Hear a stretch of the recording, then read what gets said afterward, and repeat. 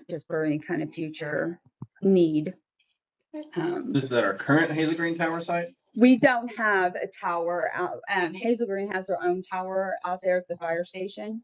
But we were talking about, Doug had mentioned about putting something on the west side of Pulaski County to cover that area. And so he's going to do a study, the radio vendor is, to see if they did put a tower up in that area, what kind of changes it would make versus what we have now. Do we have to rent the ground and all that kind of stuff though, or buy? Well, the place they were looking at was actually a Hazel Green station, is what the fire chief there had volunteered to let us use.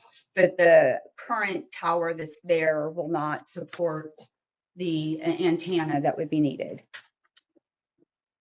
Right, so it needs bigger antenna. So it would need a new tower. But can we use the same site though, is what I'm wondering. That's something that he'll have to, it depends on how tall it's going to be, and if it has to get ground wires and all that nice stuff, depending on how tall it is. Right. Okay.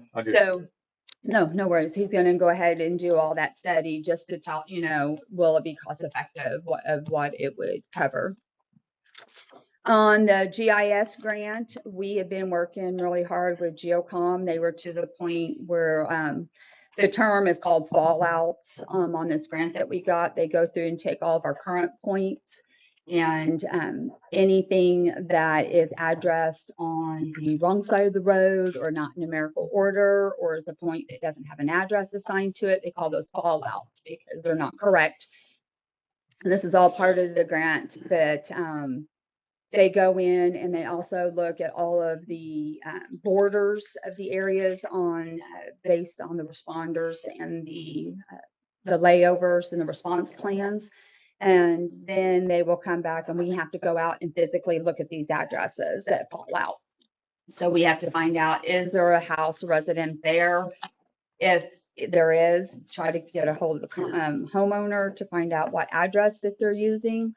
If it is something, because back when Geocom originally did all the addressing, when they went out and crimed all these roads, if there was a resident there, they would put a point. But if there wasn't an address posted, they didn't know what the address was. So they would leave a little postcard and ask them to contact them back to put it in. So it could possibly be some of those that are still in there.